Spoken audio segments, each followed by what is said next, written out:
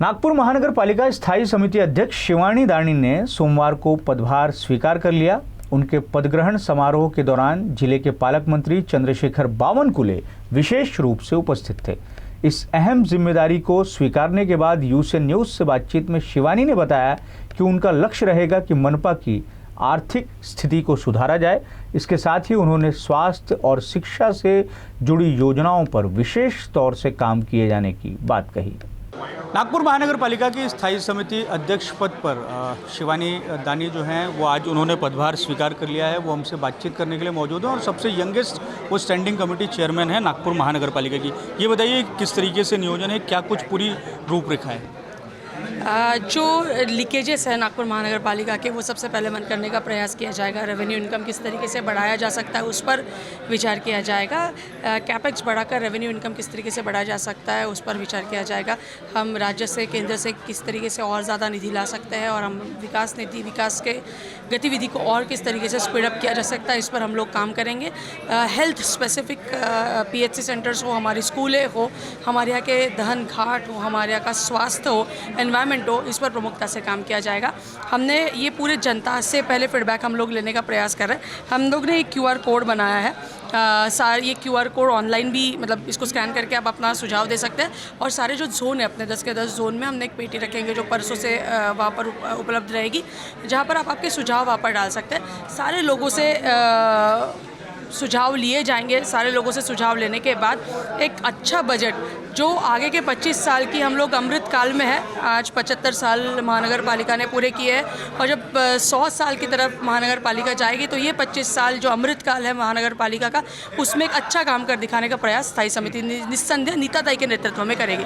जो आप खुद फाइनेंशियल एक्सपर्ट हैं तो बैलेंस शीट जो है नागपुर महानगर पालिका की वो थोड़ा सा प्रॉफिटेबिलिटी की तरफ आए, क्या ये संभव है कि वैसा हो सकता है? क्योंकि नागपुर महानगर पालिका का जो काम है वो जन योजनाओं को बहुत बड़े पैमाने पर चलाने का है, तो क्या ऐसा संभव है कि बैलेंस शीट जो है वो प्रॉफिटेबिलिटी की तरफ आ सकती है? और क्या कुछ आपका नियोजन रहेगा चूँकि आप खुद इस क्षेत्र से जुड़े हुए हैं? बैलेंस शीट की हेल्थ सुधारने का प्रयास निश्चित ही किया जाएगा। रादर वो प्राइमरी मसला क्या सबसे पहला प्रायोरिटी रहेगी कि जिस पर हम लोग फोकस करेंगे कि किस तरीके से हम हमारे लीकेजेस बंद कर सकते हैं, जिसका भी मैंने उल्लेख किया कि हम हमारी बैलेंस शीट की हेल्थ जो है वो किस तरीके से अच्छी कर सकते हैं और इसका एकमात्र उपाय लीकेजेस बंद करना, इनकम बढ़ाना और कैपेक्स बढ़ाकर जिस तरीके से रेवेन्यू और हम किस तरीके से बढ़ा सकते हैं इस पर फोकस करना।